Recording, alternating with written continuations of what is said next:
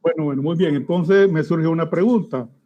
Teníamos la idea de subir ese material al aula digital, pero no sé qué es lo que creen ustedes más conveniente. Si se los comparto en grupo de Facebook, tal como lo hicimos el ciclo pasado, o creen ustedes que les es factible subir el material al aula digital. Claro, A mí en Facebook por las notificaciones me sale bien.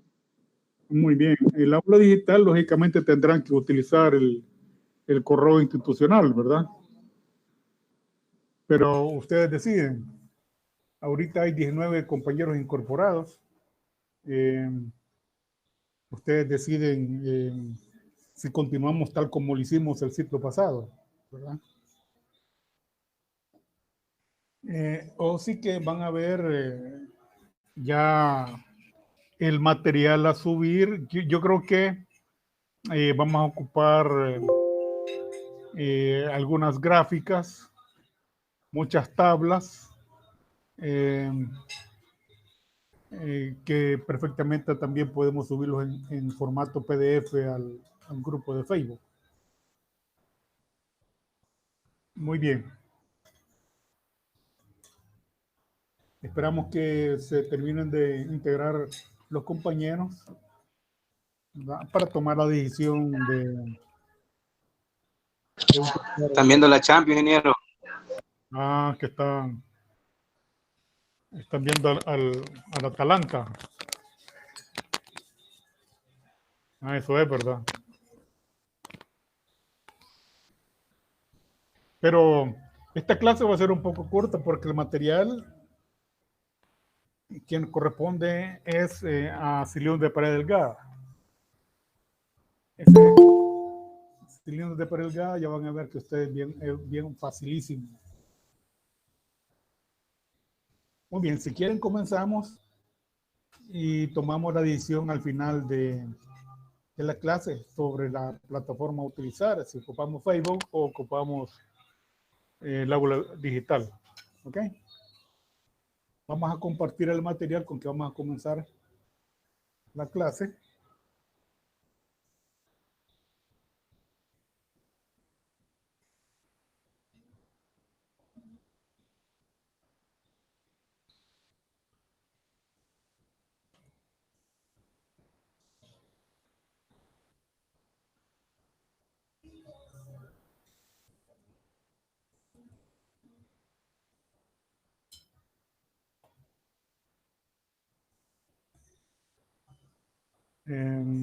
Pregunto si se logra ver el documento.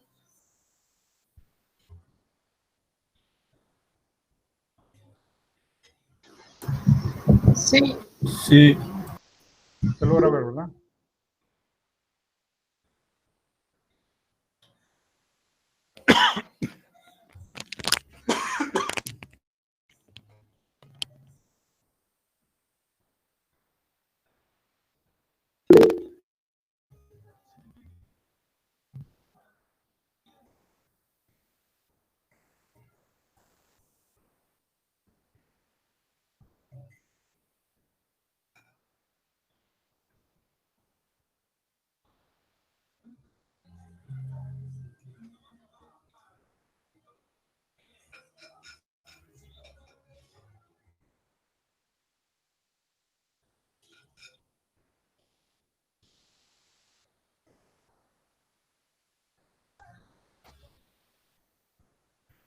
El tema 1 es cilindros a presión y o velocidad.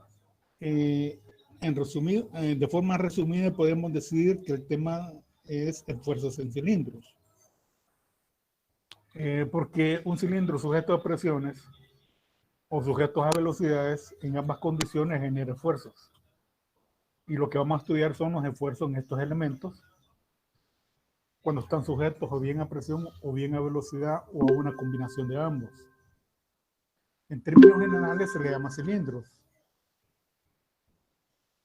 Lo que cambia o lo que establece la diferencia entre un componente y otro es su longitud. Cilindros, como vamos a leer acá, corresponde a muchos componentes. Veamos lo que dice la definición.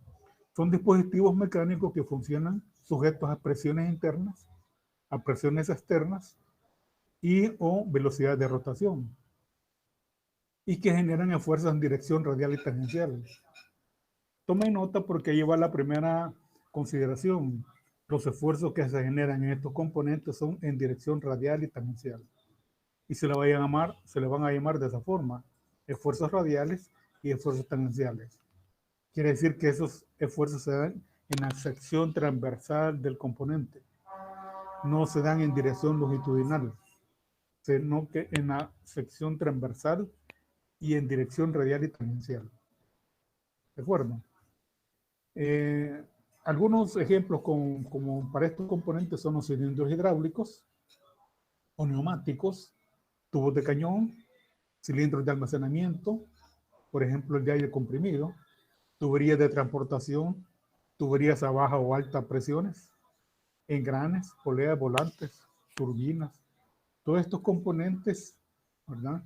Se consideran cilindros que al estar sujetos a presiones o velocidades, en ellos se generan esfuerzos.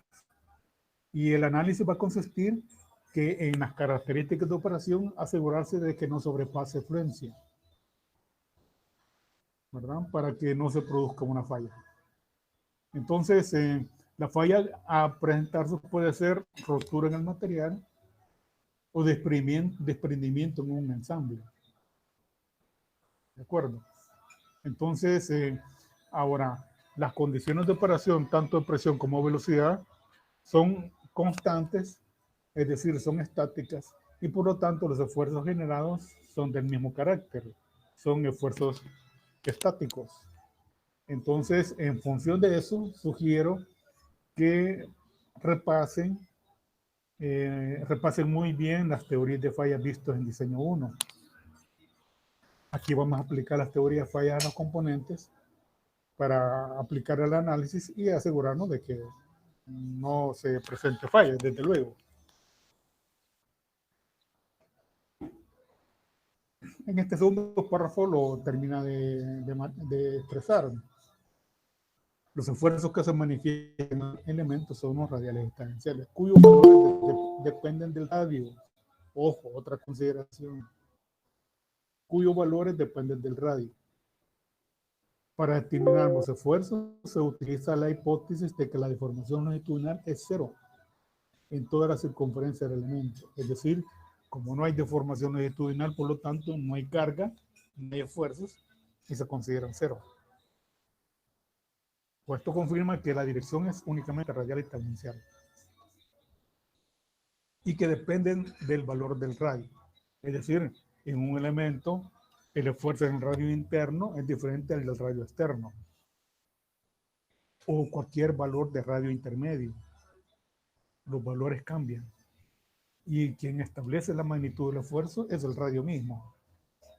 ¿Estamos bien? ¿Hay alguna pregunta? Estas consideraciones hay que tomarlas en cuenta porque se evalúan. Según las decisiones que ustedes tomen para la solución de un problema, ahí va a estar implícito estas consideraciones. ¿Preguntas? ¿No hay preguntas? ¿Seguimos? Muy bien. ¿Se escucha, verdad? Sí, ingeniero. Muy bien. Vamos a continuar. Vamos con cilindro de pared delgada. Se van a hacer por separado estos análisis. El primero, cilindro de pared delgada, y los segundos de cilindro de pared gruesa. Los análisis son diferentes completamente. El comportamiento de los esfuerzos también son diferentes, ¿verdad? Las ecuaciones que se definen al final para su análisis son completamente diferentes. Entonces vamos a comenzar con cilindro de pared delgada, que es el relativamente más fácil. Y pongamos atención a la consideración. Para recipientes cilíndricos cuya pared tiene un espesor de 1/10 o menos de su radio, se considera de pared delgada. ¿De acuerdo? De acuerdo. 1/10 de el espesor es 1/10 de su radio, se considera pared delgada. Por ejemplo, si tiene 1/4 el espesor con respecto al radio, ya se considera pared gruesa. Ya no aplica este análisis.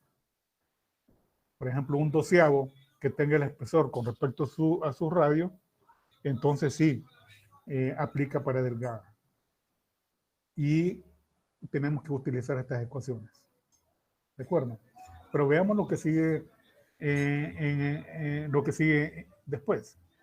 Dice acá que el esfuerzo radial producido por la presión interna es muy pequeño comparado con el esfuerzo tangencial distribuido en todo el grosor de la pared. Y aquí me surgió una pregunta. Vamos a poner el ejemplo de un globo. De globos que se ocupan en las fiestas infantiles.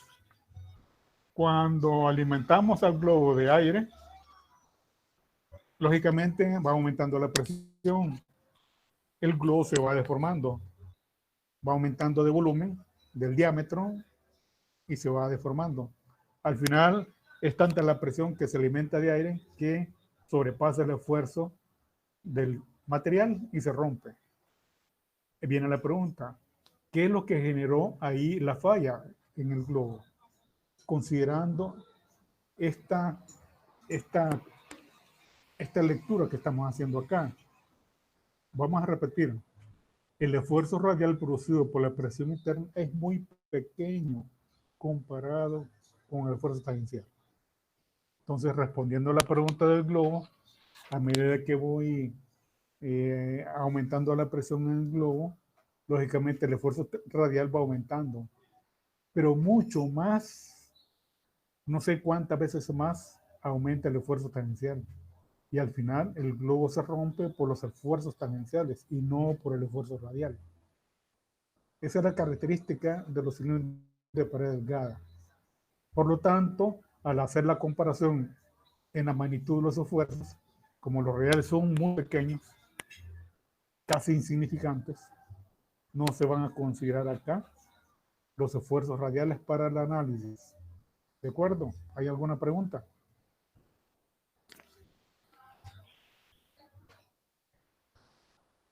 ¿Estamos bien? Ok, seguimos entonces.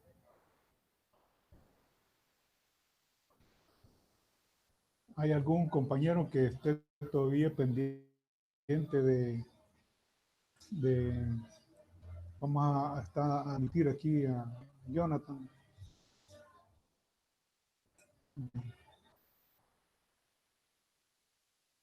Sigamos entonces. ¿No hay preguntas? Ok, ahí muestra la figura de un cilindro de pared delgada que tiene una longitud L determinada y que vamos a ubicar ahí un diferencial, por lo logran ver. Y a la parte izquierda se ha separado ese diferencial donde muestra las acciones de la fuerza tangencial y la fuerza radial. Esas fuerzas, lógicamente, generan esfuerzos radiales y tangenciales. ¿De acuerdo? Entonces, este es el esquema donde comienzan a hacerse los análisis de las fuerzas y a partir de aquí se determinan las ecuaciones a utilizar. Vamos a seguir. Este material lo vamos a compartir. No es necesario que hagan el esquema de la figura. Luego lo compartimos.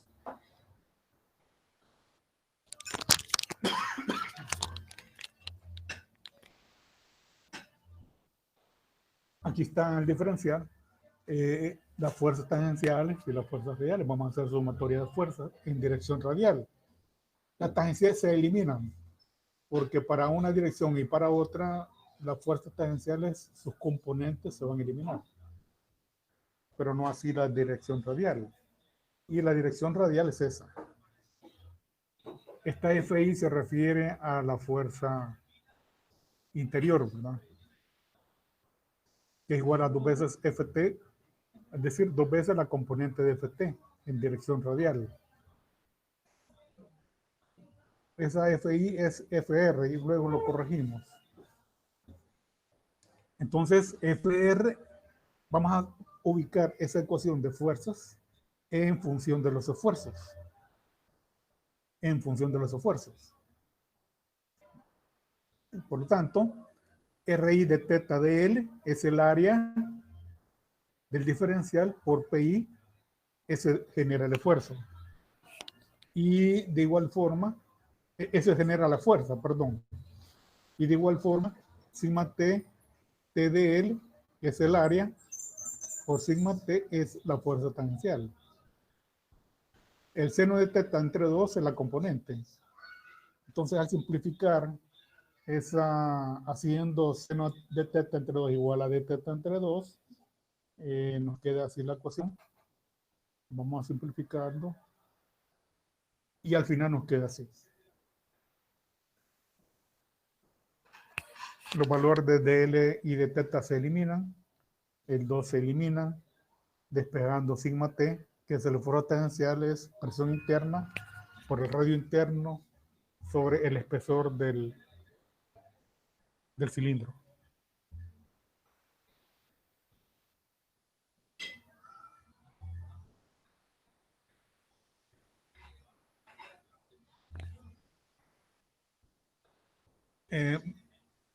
El procedimiento para la deducción de la ecuación es sencillo, no hay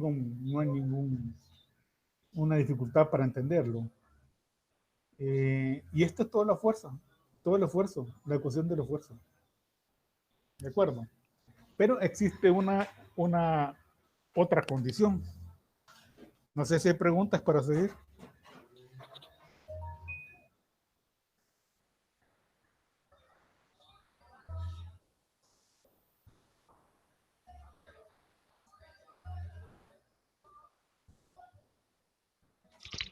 Ingeniero, una pregunta.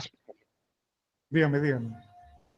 Que no vieron donde dice sustituyendo fuerzas por esfuerzo. Sigma T, ¿es fuerza o esfuerzo? Que usted dijo fuerza. No, sigma T multiplicado por TDL es el área transversal en dirección perpendicular a la fuerza tangencial.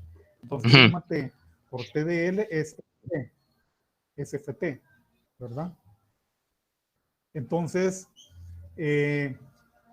RI de teta DL es el área en dirección radial. Por PI nos da FR. ¿De acuerdo? Entonces, área por presión nos da FR. Y TDL por sigma T nos da FT. O es mejor dicho, es FT.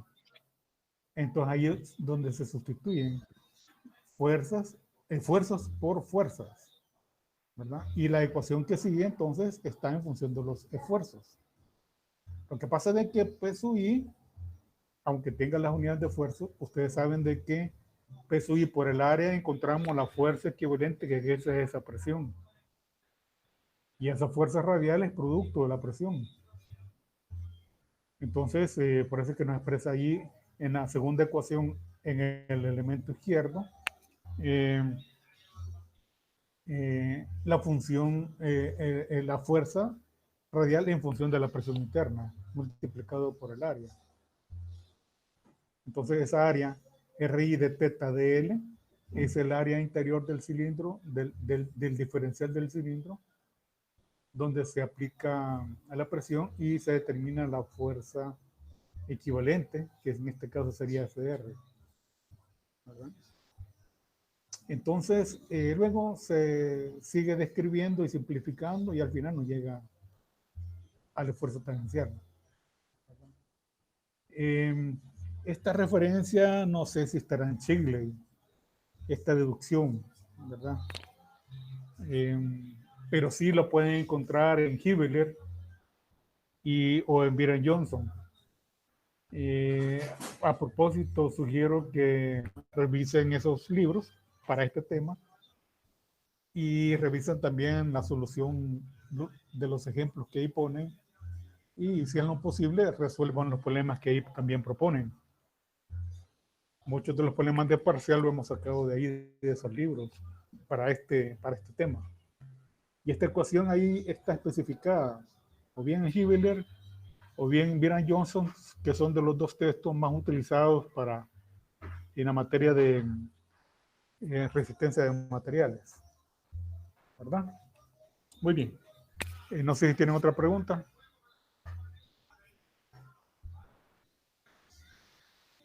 Seguimos entonces. Aquí viene otra consideración. Si los extremos del cilindro están cerrados, como el caso de cilindros que almacenan el aire comprimido en los compresores, o un cilindro que almacena un fluido, o cualquier otro fluido a presión, si son cerrados, entonces este cilindro se encuentra sometido a un esfuerzo longitudinal, cuyo esfuerzo se distribuye en la periferia del cilindro, producto de la presión interna. Es decir, si está cerrado, esa presión, si la multiplicamos por el área interior del cilindro, que es la tapadera, donde se expresa toda la presión, encontramos una fuerza equivalente, ¿verdad? Es una fuerza equivalente que es la resultante de la presión.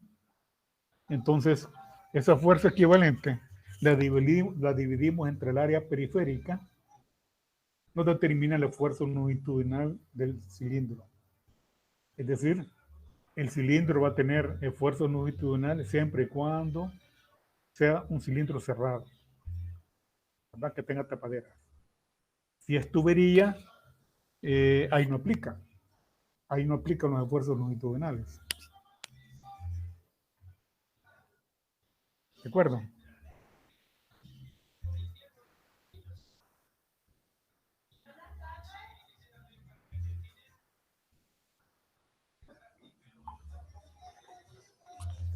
Muy bien, ¿no hay preguntas? Entonces, allí vamos a encontrar esa fuerza que le estoy mencionando. Multiplico la presión interna del cilindro por el área interior del cilindro, que sería el área efectivo de la fuerza, ¿verdad? De la fuerza F. Entonces, esta fuerza distribuida en el área periférica del cilindro determina las fuerzas longitudinales. Vamos a encontrar acá, sustituyendo, ¿verdad? 2pi RIT es el área periférica del cilindro, y al simplificar nos queda presión interna, radio interno por 2T. Desde luego, como todas las ecuaciones que hemos utilizado en los diseños anteriores, son bastante precisas, pero no aseguro que sean exactas. Hay un margen pequeñísimo de error. Lógicamente, los analistas en su momento determinado experimentaron la veracidad de esas ecuaciones y al final las avalaron, ¿verdad? Y desde entonces han sido utilizadas para los cálculos en los diferentes componentes. Entonces, repito, ¿verdad? Esta ecuación es válida para los esfuerzos longitudinales del cilindro. ¿Qué quiere decir? Si eso es así, los esfuerzos longitudinales es la mitad de los esfuerzos tangenciales. Yo creo que ustedes ya lo han de haber deducido. Los esfuerzos longitudinales son la mitad de los esfuerzos tangenciales. Los esfuerzos tangenciales lógicamente van a ser de tracción. Y también en ese sentido los esfuerzos longitudinales van a ser de tracción. ¿Estamos bien? ¿Preguntas?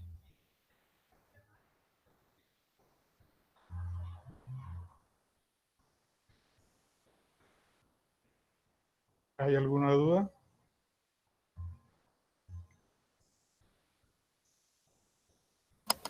Todo bien. Muy bien, no hay ninguna duda, ¿verdad?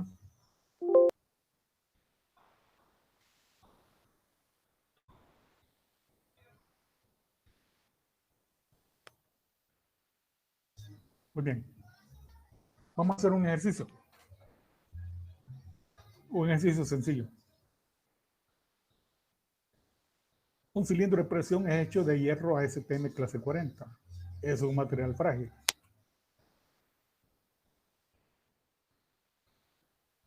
Con un diámetro, aquí está equivocado. Aquí tiene que ser 6 pulgadas. Voy a corregir, voy a salirme de acá para corregir. Tiene que ser 6 pulgadas acá. Vamos a corregir acá. 6 pulgadas. Y un espesor de pared de 1/4. Determina la presión máxima de trabajo. Bueno, dividamos 0.25 entre 6. ¿Alguien tiene una calculadora? 0.25 entre 6.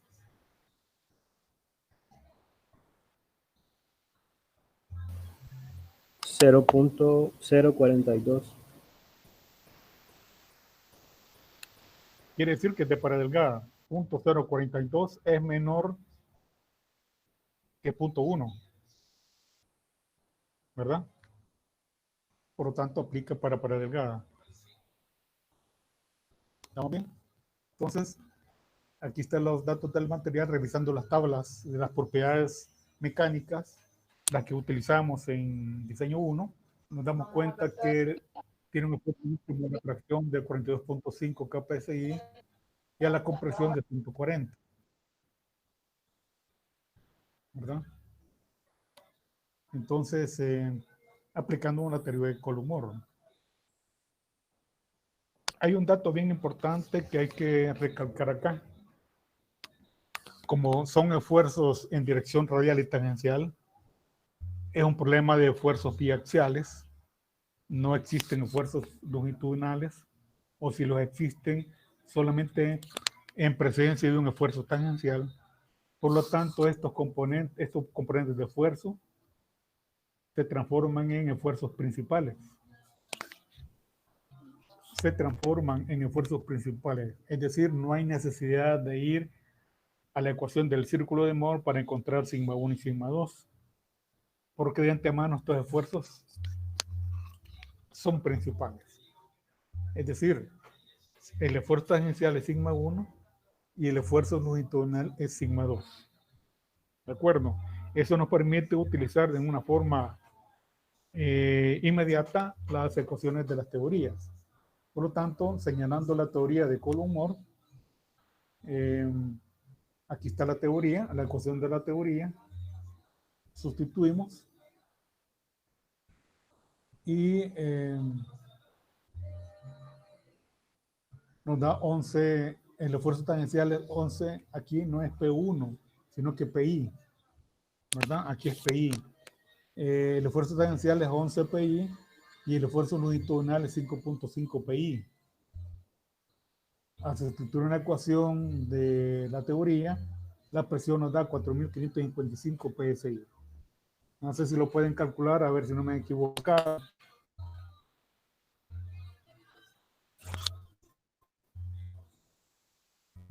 Es decir, la presión máxima, la límite, la crítica, para no producir falla, porque hemos utilizado un factor de seguridad igual a 1.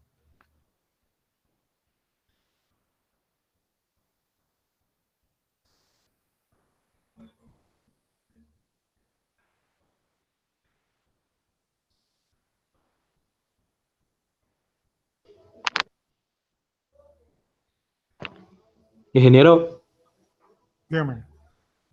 una pregunta, Dígame, ¿y el dígame. radio no sería 3? ¿El radio no sería 3 ahí? Le digo. No, porque fíjese que es del detalle, porque ahí nos pide el radio interno y Ah, el sí. diámetro externo. Entonces, el radio interno sería 3. Perdón, el radio externo sería 3, pero quitémosle 1/4, ya sería 2.75. Ah, De acuerdo, ¿verdad? sí, gracias. Sí, gracias.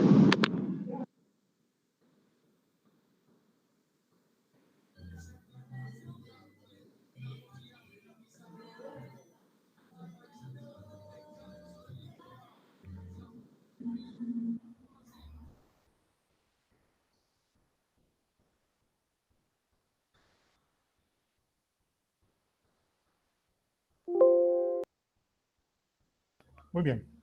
¿Ya lo calcularon? Genera una consulta. Bien. Entonces, sigma 1 siempre va a ser el esfuerzo tangencial y sigma 2 el esfuerzo longitudinal. Exacto. Aquí es para Ok. pared delgada. Gracias. Ahora, Para pared delgada. sí. Pero por eso es que sugiero que lean las teorías fallas, porque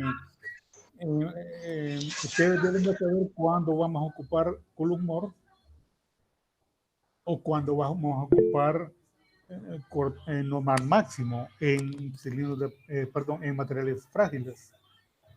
Vamos a descartar el uso de la teoría de Moore modificada. Las únicas dos opciones que vamos a estar utilizando es Coulomb More y normal máximo. Pero ustedes deben saber cuándo ocupar una y cuándo ocupar la otra. ¿De acuerdo? De igual forma, si este material fuera un acero 1020,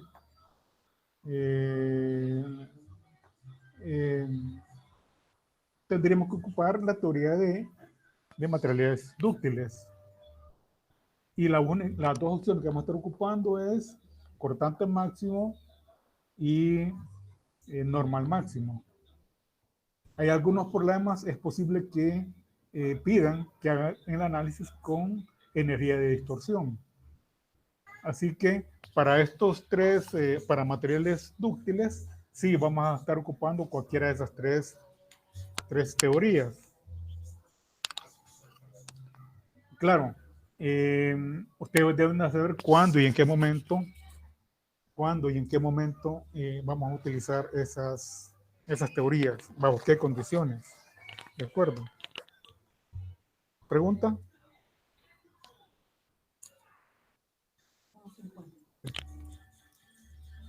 ¿Pregunta? Entonces, Ingeniero, yo tengo una duda dígame. de cómo hizo para saber si era de espesor delgada el cilindro. Ah, sí. Dividan 0.25 entre 3, perdón, 0.25 entre 3, así es. Creo que me equivoqué al principio, porque al principio lo hicimos, pero hicimos 0.25 entre 6. No, hay que corregir. Es 0.25 entre 3. ¿Cuánto da 0.25 entre 3? 0.083. ¿Punto 0? Entonces, 0.083. ok, el límite para es un décimo, ¿verdad? Un décimo. Entonces, un décimo es 0.1. Quiere decir que si nos da 0.15 el resultado, es de pared gruesa. Si nos da 0.09, es de pared delgada. ¿De acuerdo? Sí, gracias. Ok, muy bien, muy bien.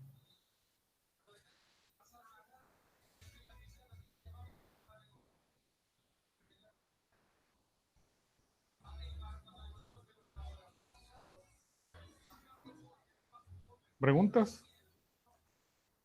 Este es el material para cilindros de pared delgada. Van a ver los problemas interesantes que incluye Hibbeler, ¿verdad? Y incluso Byron Johnson también. Entonces solo vamos a hacer este ejercicio. ¿De acuerdo? En el listado de problemas de pared delgada, ahí van a ver algunos que los he tomado de estos libros, ¿verdad? No los he tomado todos, desde luego, algunos que otros, ¿verdad? Para formar la lista de problemas.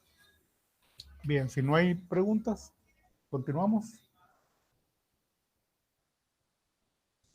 Vamos ahorita a cilindros de pared gruesa.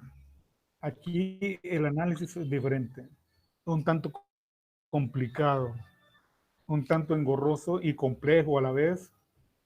No solamente la deducción de las ecuaciones, sino que los análisis que hay que hacerle. Aquí tenemos que estar muy despiertos al momento de dar lectura a un problema para entender bien cuál es el funcionamiento de la operación, cuáles son los puntos críticos a lo que estarán sujetos, y de esa forma darle solución, plantear la solución al problema. ¿De acuerdo? Vamos a comenzar primero con análisis de fuerza. Aquí vean la diferencia de un cilindro de pared gruesa. Un cilindro de pared gruesa puede ser un engrane, puede ser un volante, una polea. El radio interno es bien pequeño comparado con el externo, diferente a los de cilindro de pared delgada, que el radio interno es muy cercano al radio externo. ¿De acuerdo? Entonces aquí se establece el radio interno bien pequeño. Aplica para esos componentes de engrane y polea. Pero esos componentes no van a estar sujetos a presión, generalmente están sujetos a velocidades. Y la velocidad, de igual forma, genera esfuerzos en el interior del componente. Pero aquí también hay otra salvedad, otra condición que puede complicar más el análisis. Muchos de los engranes, poleas u otros componentes se meten a presión en el eje. ¿Qué quiere decir eso? Que el engrane está sujeto a presión interna, a presión interna que le hace el mismo eje. Y viceversa. El eje va a estar sujeto a presión externa que le hace el engrane o el componente. Y esa presión de montaje o de sujeción, que así se le llama, está latente tanto en uno como otro componente. Si esa presión es considerablemente alta, yo le aseguro que el engrane se rompería, se agrietaría y sería una falla inminente. En este caso el eje muy pocas posibilidades tiene de falla, más no tiene el engrane. Yo creo que ya se han presentado muchos casos en la industria donde algunos técnicos y trabajadores hacen el ensamble sin previo conocimiento de esto, y cuando comienzan a ensamblarlo inicia una ranura, una fisura en el interior en el radio interior del elemento, una grieta que se va propagando, se va engrandeciendo hasta que llega a colapsar. Entonces, estos son los elementos sujetos a este análisis, que realmente son discos, así se le llama, pero el término técnico es cilindro, porque pasa que la longitud cambia, ya no es la misma, ya son longitudes cortas, variable de longitud. Incluso una tubería de transportación de fluidos puede ser extremadamente larga. Hay segmentos de pared gruesa que transportan fluidos a altas presiones y siendo tuberías de pared gruesa. Así que hoy vamos a comenzar este análisis de cilindros de pared gruesa. En la figura 1 dice acá que puede existir un agujero o no puede existir. Esto va a determinar las condiciones de frontera para al final adecuar las ecuaciones. ¿De acuerdo? El radio interno. ¿Sí? Muy bien, vamos a...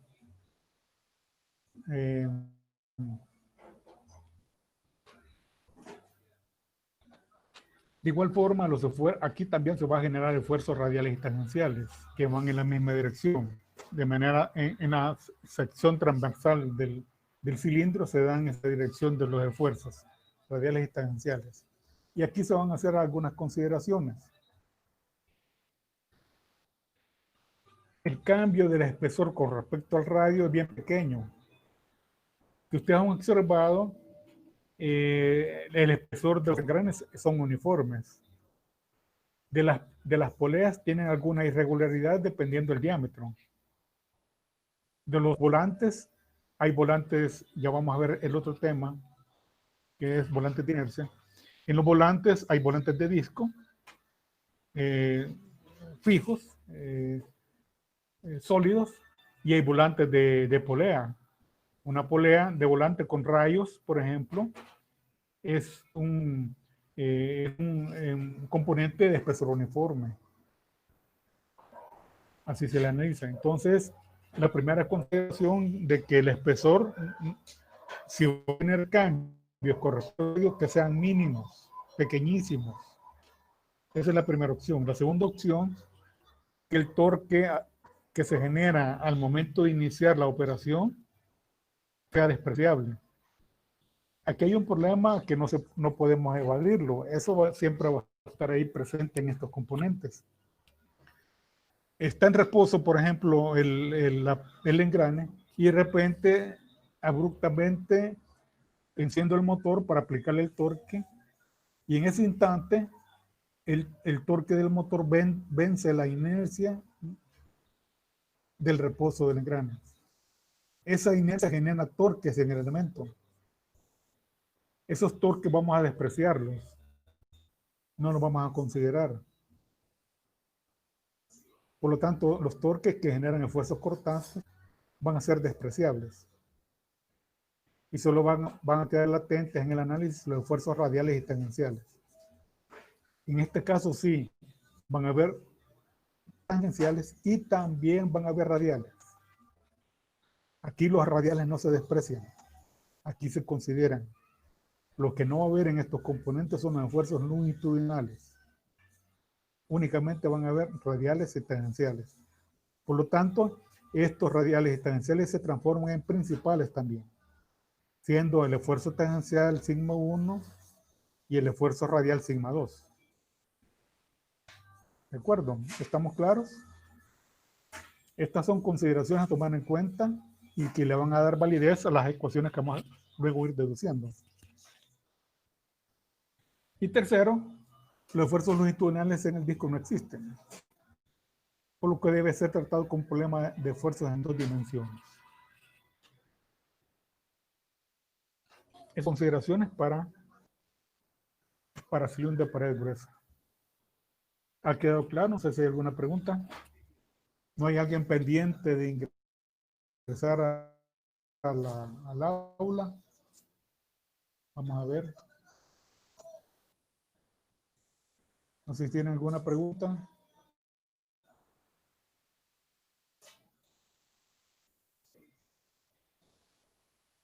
Muy bien. Ingeniero, tal vez porque yo me uní despuesito, va, que había comenzado la clase, pero este material que nos está dando, Bien. ¿nos los va a Sí. subir a un grupo de Facebook o al aula virtual? Pues fíjese que esas fueron las preguntas que planteamos al principio. Y no las respondimos porque esperamos que todos ustedes se integraran. Antes de la clase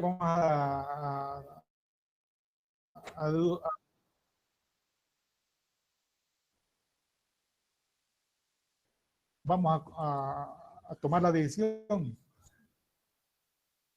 ¿verdad? ¿Dónde es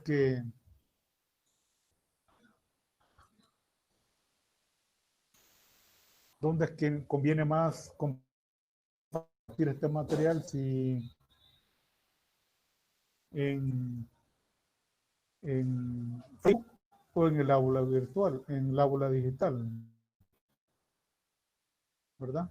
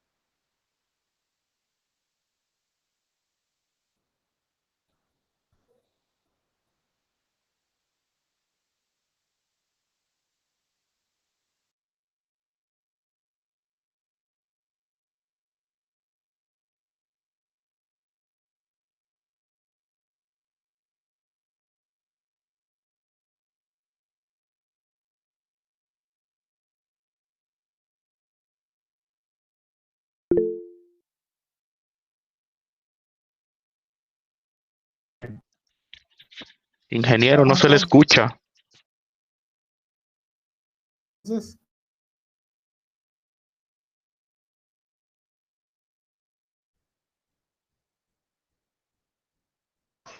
No se le escucha, ingeniero.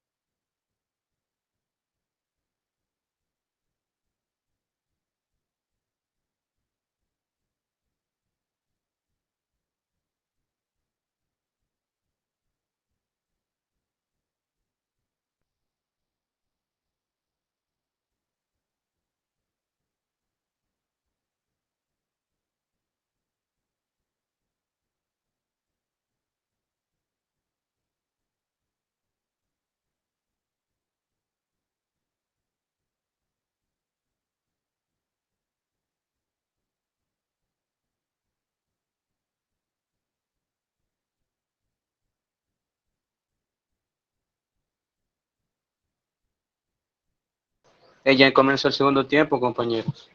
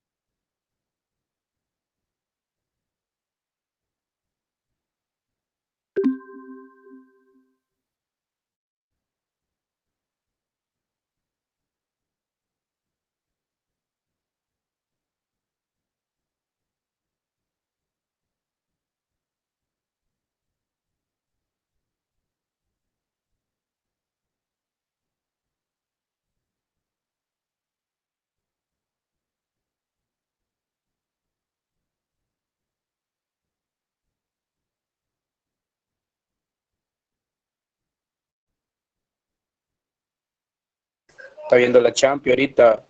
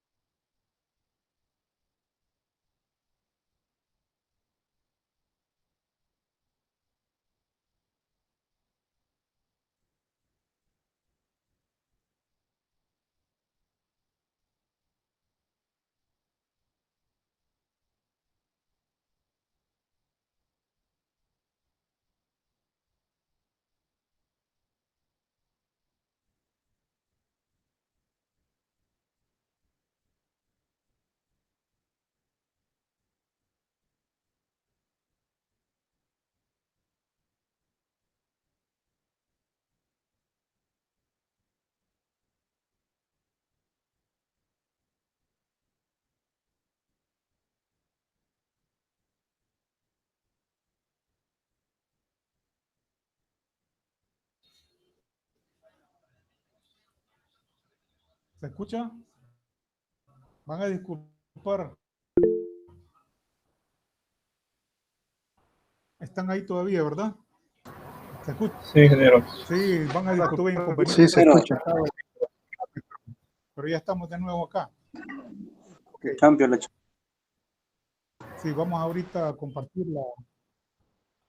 el material para reiniciar donde nos quedamos, ¿no?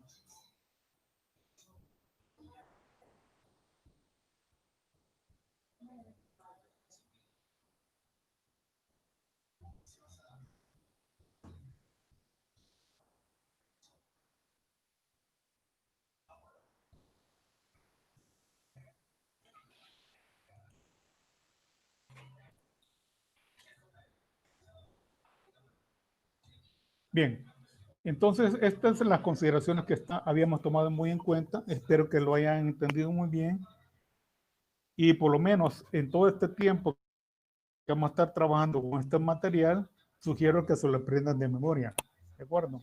No vayan a consultar los apuntes para asegurarse de que las condiciones son esas, sino que inmediatamente ustedes ya lo tienen grabado en su mente y proceden a los cálculos. Entonces, aquí nuevamente tomamos los valores de la figura de cilindro de pared gruesa, pero hoy hemos puesto los valores, hemos sustituido los valores de fuerzas por esfuerzos, ¿verdad? Los valores de las fuerzas lo hemos sustituido por esfuerzos.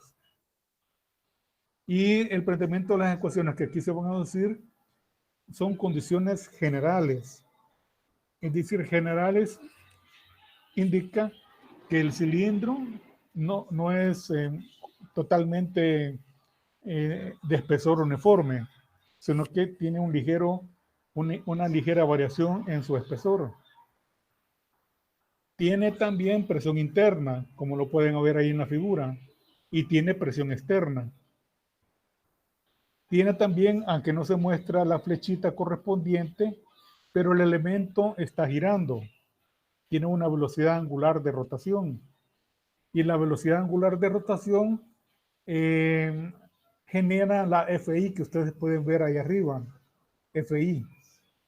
¿Verdad? Yo no sé si en la siguiente. Vamos a ver aquí.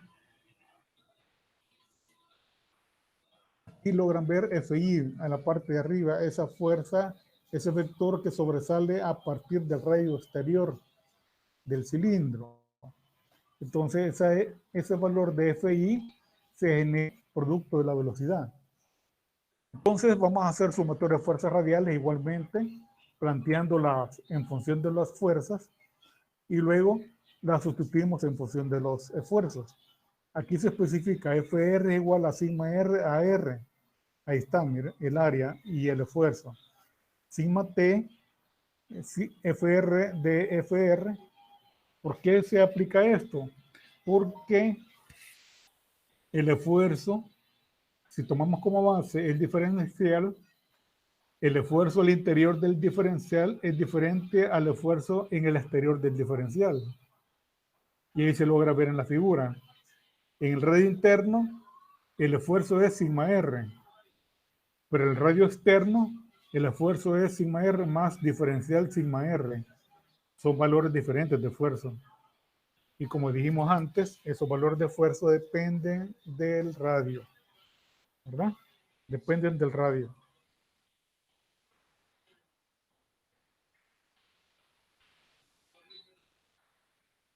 Bien, entonces aquí está, y aquí está la fuerza de inercia, producto de la velocidad. Allí hemos desglosado al final la ecuación que vamos a utilizar en lugar de FI. Es la densidad por H, R cuadrado, omega cuadrado de teta de R. Entonces, todos estos valores de las fuerzas que están en función de los esfuerzos, vamos a sustituirla en la sumatoria de fuerzas en dirección radial y ahí va a comenzar el relajo matemático. Yo este procedimiento se lo voy a compartir en el grupo. No es necesario que lo anotemos, pero sí que vayamos comprendiendo las consideraciones. Y esas consideraciones precisamente que le dan validez al uso de estas ecuaciones. Si esas consideraciones no se cumplen, no tiene validez las ecuaciones. Muy bien. Sustituyendo nos queda esta ecuación bien larga, ¿no? Desarrollando nos va a quedar así. Dividiendo entre dr, eliminando términos y despreciando diferenciales de segundo grado nos queda así. En resumen, aquí está la ecuación 1. Si quieren, anoten esta ecuación 1. Esta ecuación 1 es la que resulta de análisis de fuerzas. Y es la llamada ecuación de equilibrio. La ecuación 1 es la que resulta de análisis de fuerzas. Entonces, yo creo que vamos ya entendiendo el grado de complejidad que tiene en este análisis de cilindros de pared gruesa.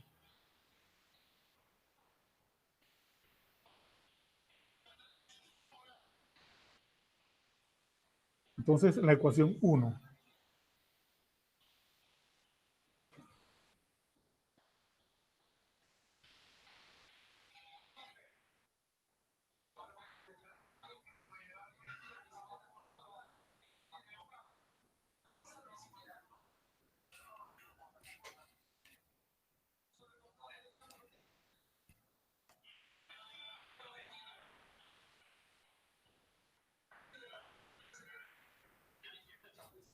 Muy bien, vamos a pasar entonces, en todo caso, estas ecuaciones también van a ir ahí en el material, ¿verdad? Muy bien, voy a pasar. Hoy vamos con análisis de deformaciones. Entendamos bien el fenómeno que sucede en cilindros de pared gruesa. Aquí hemos reflejado el diferencial, aquel que ocupamos en análisis de fuerzas. Vamos a retomarlo y ubicarlo acá, ese mismo diferencial. Está a una distancia R del centro y tiene un espesor de R, ¿verdad? Bien, cuando está girando o simplemente cuando está sujeto a presiones internas, ese diferencial sufre un desplazamiento. Esto que está abajo representa el diferencial en condiciones iniciales y el cuadrito que está arriba es cómo es que se ha trasladado el diferencial al inicio en condiciones iniciales y llega a las condiciones finales, producto de la velocidad o producto de las presiones internas o externas. ¿Qué quiere decir entonces? Ahí ven una cota U. Ese U ya lo vamos a anotar por ahí. Es el desplazamiento que sufre el radio interno del diferencial. Y hay otra cota U más de U. Es el desplazamiento que sufre el radio exterior del diferencial. ¿De acuerdo? Ahora, para este análisis hay que anotar también algunas consideraciones. Aquí lo dice en el párrafo. Las asunciones que se harán y que no corresponden a la ecuación 1 son las que el material es isotrópico, homogéneo, con deformaciones linealmente proporcionales a los esfuerzos y que esos esfuerzos no exceden el valor de French. Es decir, que esté en la línea de proporcionalidad. Significa que al dejar de operar, si al momento de operar sufre esa deformación permanece ahí mientras tenga el tiempo de operaciones, pero cuando deja de operar, desaparece la deformación y el diferencial llega a tener las condiciones iniciales, sin haber tenido deformaciones residuales. Si tiene deformaciones residuales, porque pasa el punto de flexión. Ya no se encuentra en la línea de proporcionalidad. Entonces, bajo esas condiciones, bajo esas consideraciones, vamos a darle vía a las ecuaciones que aquí se deducen. ¿De acuerdo? ¿Se ha entendido? ¿Hay alguna pregunta? ¿Se escucha?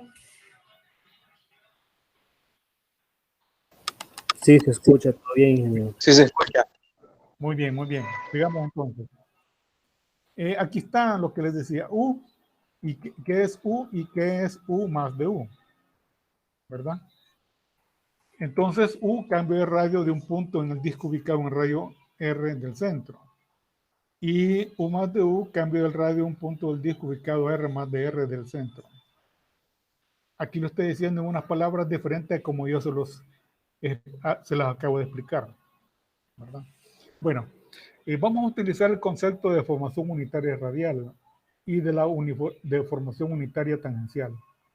Y aquí están las ecuaciones de las deformaciones unitarias en función de los esfuerzos, tanto radiales como tangenciales.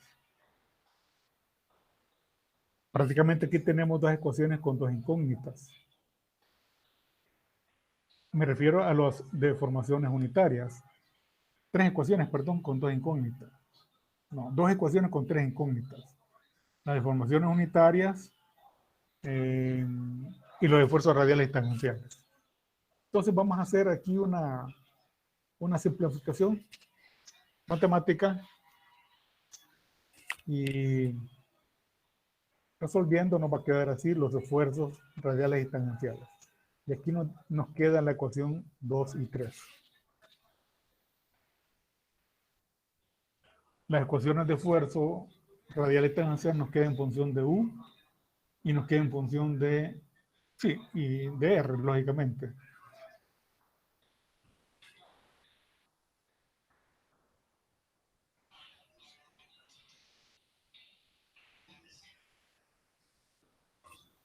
Muy bien. Aquí está ya la sustitución. Y aquí viene un proceso largo matemático de simplificación. Lo vamos a ir repasando, lo vamos a ir explicando, no es necesario que lo noten. Repito, esto va a ir incluido en el material. Pero sí es importante que se den cuenta todo el proceso matemático que se ha hecho y las consideraciones que se han tomado en cuenta para al final darle validez a las ecuaciones. ¿Verdad? Entonces vamos a pasar. Se siguen simplificando. Aquí nos queda esta ecuación. Por definición, el diferencial de un logaritmo natural es 1 sobre h. Y vamos acá a llegar a la ecuación 4. Esta ecuación 4 es la combinación de las ecuaciones de análisis de esfuerzo y análisis de deformación. Quiere decir que son válidas en la línea de proporcionalidad. Cualquier valor de esfuerzo que aquí se genere tiene que ser en la línea de proporcionalidad, sin pasar fluencia. Por eso es que, de igual forma, tienen que, para este caso, vamos a tener que aplicar las teorías, ¿verdad? Y es lo que sugería desde el principio. Hagan un buen repaso de las teorías para que la apliquen en los diferentes planteamientos de problema. Muy bien, entonces, aquí está lo que les decía, ¿verdad? La ecuación 4 es válida cuando los esfuerzos se encuentran dentro de los límites elásticos y de proporcionalidad del material. Muy bien. Entonces, vamos ahora a, y otro detalle. Estas ecuaciones son válidas para discos de espesor variable. Discos de espesor variable. ¿De acuerdo? Ok, vamos ahora a limitarlo. Hoy solo vamos a ver discos de espesor uniforme. El espesor H es constante, por lo tanto ese término se hace 0 y la ecuación 4 se reduce.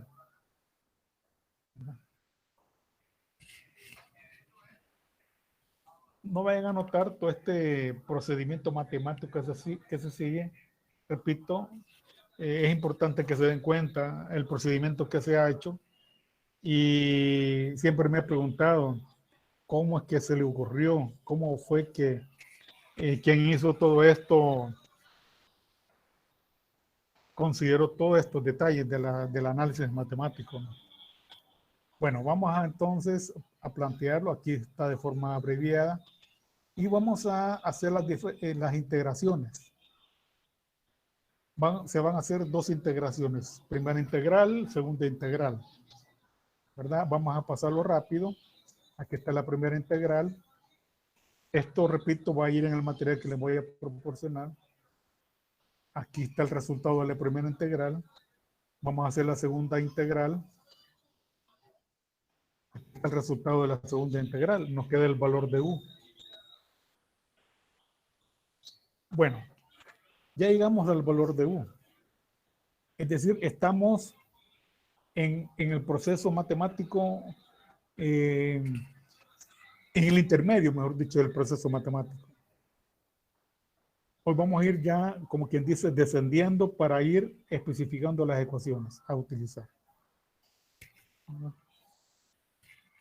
Nos queda todavía unos minutos.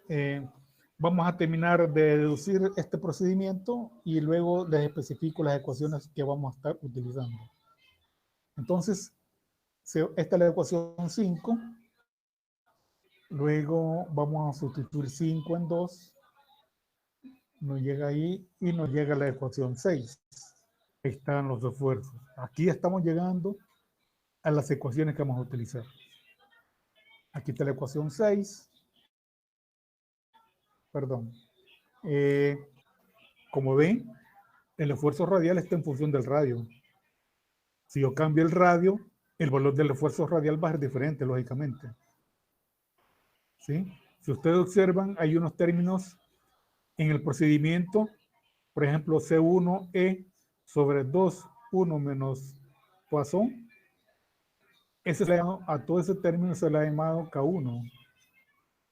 De igual forma, se ha especificado K2, ¿verdad? Se ha resumido en una sola constante. Entonces, para simplificar las ecuaciones, K1 y K2 se determinan según las condiciones de frontera. Según las condiciones de frontera. Entonces, de igual forma, se hace para el esfuerzo tangencial. Aquí vamos a sustituir 5 en 3 y nos va a dar la ecuación 7. La ecuación 7 también es una ecuación cuyos esfuerzos dependen del radio. Así sea el valor del radio que coloquemos en la ecuación, nos va a dar valor de esfuerzos diferentes. Pero tengan en consideración una cosa. Va a haber un punto del radio donde se dan los valores máximos de esfuerzo. Va a haber un punto del radio donde se dan los valores mínimos de esfuerzo. Y donde se dan los puntos máximos o puntos mínimos, o según sea la combinación de esfuerzos radiales y tangenciales que se dan entre máximos y mínimos, es a ustedes que va a corresponder a identificar cuál es el punto crítico. Y donde ustedes identifiquen el punto crítico, ahí aplican las teorías para resolver el planteamiento de un problema, para darle solución a un problema, para establecer las condiciones de operación en un problema, asegurando de que no vaya a pasar, los esfuerzos no vayan a sobrepasar los de fluencia del material a través de las teorías. Entonces, 5 y 6, perdón, 6 y 7 son las ecuaciones de esfuerzo radial y tangencial en función del radio y también en función de las constantes K1 y K2. Pero estas constantes K1 y K2 ya las vamos a determinar porque dependen de las condiciones de frontera. También hay que aclarar que esta ecuación es general, tanto para presión interna, presión externa, como velocidad. ¿De acuerdo? La ecuación 6 y 7 son ecuaciones bien generales, donde incluye todas esas consideraciones de presiones y velocidades. Muy bien. Resulta que para el análisis, y aquí viene la complejidad del problema. Si tuviéramos un programa, es posible que con una hoja de cálculo se nos facilite, pero por de pronto se van a hacer por separado los análisis.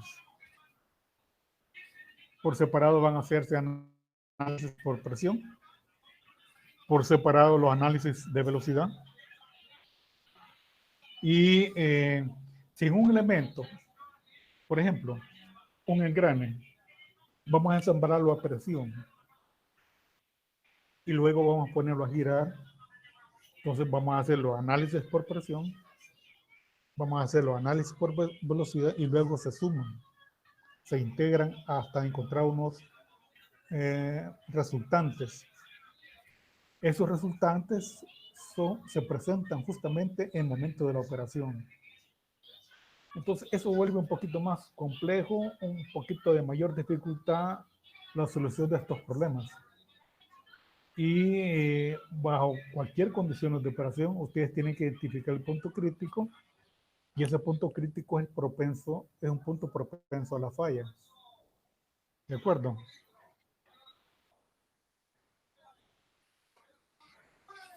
Muy bien. Entonces vamos a aislar estas ecuaciones 6 y 7 para analizarlos solamente sujetos a presión.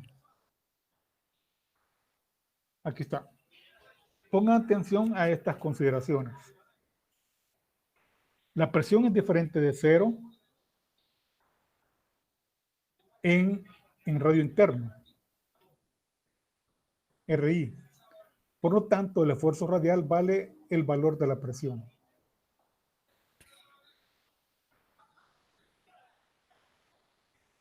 De igual forma, la presión externa es 0. Y esa presión externa se da en el radio interno. Por lo tanto, en ese punto, el esfuerzo radial es menos la presión externa. ¿Qué quiere decir entonces? Los esfuerzos radiales siempre van a estar a la compresión. Repitiendo. Un disco sujeto a presión genera esfuerzos radiales a la compresión. Si tiene presión externa, va a haber ahí en ese punto esfuerzos radiales a la compresión. De igual forma, en radio interno, si hay una presión, los esfuerzos radiales van a ser a la compresión. Y la magnitud de los esfuerzos va a ser igual a la magnitud de la presión. Esa es la consideración. No sé si hay alguna pregunta.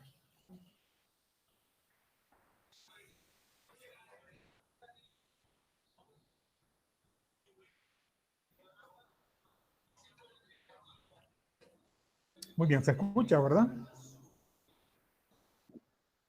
Sí, se escucha. Muy bien, perfecto. Dígame, dígame.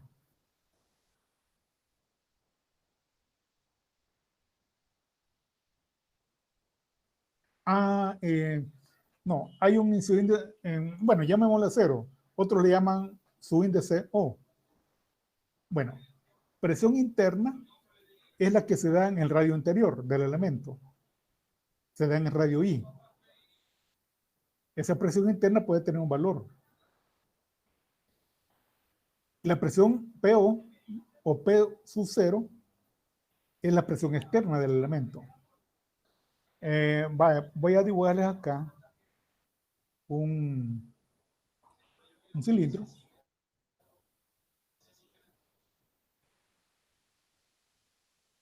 Tiene radio interior y radio exterior. Aquí hay una presión, ¿verdad? Esta presión es, así se la llama, presión interna, porque está al interior del elemento. Esto aplica para tuberías de transportación.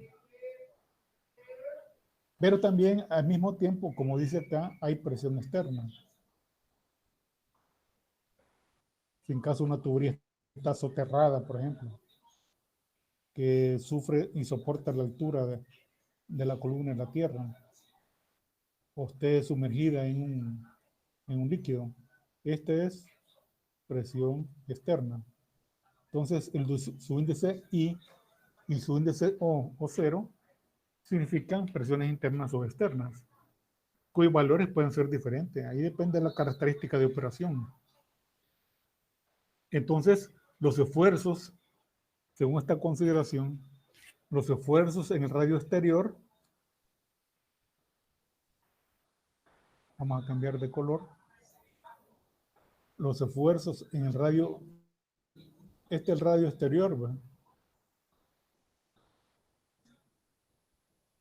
Los esfuerzos en radio exterior vale la presión externa. Esto, ¿verdad? Y los esfuerzos en el radio interior que tiene RI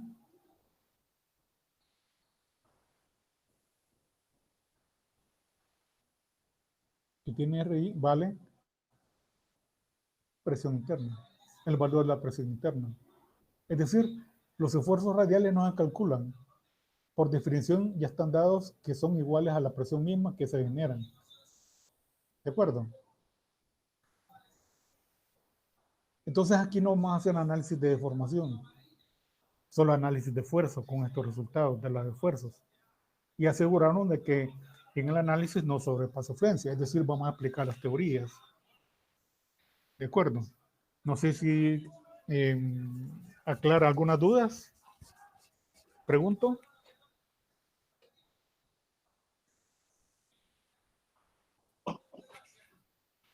¿Hay alguna pregunta? Ingeniero, Dígame. en la primera y la segunda de las condiciones dice que si, en la primera que si la presión interna es diferente de cero, y en la segunda dice que si la presión externa es diferente de cero. Sí. ¿Y qué tal si las dos son diferentes de cero? Entonces no tiene sentido el componente porque es un cilindro que no está operando. No sería objeto de análisis. Lógicamente, por ejemplo, una tubería que transporta un fluido, primeramente tengo que hacer la instalación.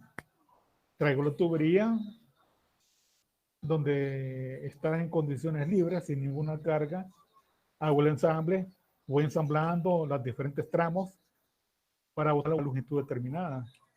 Ahí la tubería todavía no está sujeto a operaciones. Cuando ya está instalado todo, entonces abro la llave e inicia la transportación del fluido a cierta presión. Ahí voy a tener ya la presión interna. Ahí se dan los valores, estos valores de fuerza. Y si está soterrada bajo algún componente por ahí, lo más probable es que también va a estar sujeta a presión externa. Entonces, ¿cuánto será la presión externa? ¿Cuánto será la presión interna? Eso tiene que definirse. La presión interna la puedo calcular por un manómetro, por ejemplo. La presión externa la puedo calcular quizás por altura de una columna, conociendo el peso específico del componente, etcétera, etcétera. Entonces ya tengo presiones internas y externas. Ya sé que el esfuerzo radial en el radio interno va a ser la presión interna. Y sé que también en el radio externo el esfuerzo radial va a ser la presión externa, la que genera una columna. Entonces ya ahí aplico los análisis. Bueno, pero estas son condiciones nada más. Consideraciones. Esto que está acá genera esfuerzos tangenciales. Que a eso vamos. ¿Cuántos esfuerzos tangenciales genera? ¿Verdad? A partir de estas consideraciones. Es lo que sigue después. Pero es bien importante que entiendan estas consideraciones. Porque a partir de aquí se establecen y se desarrollan las ecuaciones a utilizar. Entonces, fíjense que aquí está especificando los esfuerzos radiales en radio interno y en radio externo. Pero ¿qué pasa al interior del cilindro o de la tubería? Por ejemplo, este cilindro tiene un radio interno de 1 pulgada y un radio externo de 3 pulgadas. ¿Qué pasa con los esfuerzos radiales en el radio de 2 pulgadas? No lo sabemos. Y a partir de estas consideraciones vamos a deducir esas ecuaciones que nos permitan calcular el esfuerzo radial en un radio de 2 pulgadas. ¿De acuerdo? Pero esto es lo más importante que deben de asimilar, que esas condiciones, ¿verdad? Y a partir de aquí vamos a deducir las. Claro, condición crítica es que tengan las dos presiones al mismo tiempo, pero no en todos los casos se da. No en todos los casos se da. En algunos casos solo es presión interna, generalmente. Muy raros los casos. Bueno, en un ensamble sí se da presión externa. Vaya, por ejemplo, vamos a ensamblar un cojinete, un valero en un eje. Debo de saber las condiciones antes del ensamble para asegurarme que cuando ya esté ensamblado no se generen presiones altas y que estas presiones altas tampoco generen esfuerzos altos que sobrepasan el límite de proporcionalidad. Si esos esfuerzos altos sobrepasan el límite, yo les aseguro que ese valero se revienta, se rompe inmediatamente. Entonces, allí el eje soporta presiones externas del valero y el valero soporta presiones internas del eje. ¿De acuerdo? Esas son las condiciones. Pero ese tema de ensamble vamos a ver más después. Ahorita asimilemos primero estas condiciones.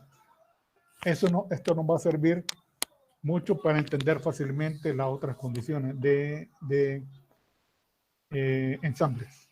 ¿De acuerdo? Muy bien. Ya casi son las 3. Creo que quizás este procedimiento que sigue un poquito largo lo vamos a ver quizás en la clase de lunes, ¿verdad? De aquí el lunes yo les comparto el material, ¿verdad? No sé si tienen preguntas, vamos a terminar el tema y me gustaría que definiéramos dónde vamos a compartir el material, si va a ser en el grupo de Facebook o en el aula digital, que es otra alternativa. Así que quisiera oír opiniones, dónde les es más fácil para ustedes disponer de ese material. Pregunto. Yo pienso que en Facebook. Abierta en Facebook. No sé. Los Sí, demás compañeros están de acuerdo. Que cae la notificación de una vez, entonces uno lo revisa cabal cuando le cae la notificación. Inmediatamente nos damos cuenta, ¿verdad? Ok, vamos a hacer así entonces. Perfecto. Vamos a hacer así entonces. Vamos a utilizar el Facebook. Es probable que, porque creo que nos van a estar ahí monitoreando a todos nosotros como docentes el uso de las aulas digitales. Hoy precisamente a las 3 tenemos reunión de la escuela y no sé qué puntos van a tocar, no nos han mostrado la agenda, pero vamos a hacer la pregunta si nos van a estar monitoreando el uso del aula digital como requisito para el desarrollo de estas actividades. Yo les comunico después. Pero de antemano vamos a quedar de que en grupo de Facebook vamos a compartir el material, ¿de acuerdo? Tal como lo hicimos en el ciclo pasado. ¿De acuerdo? De acuerdo. Muy bien. De acuerdo.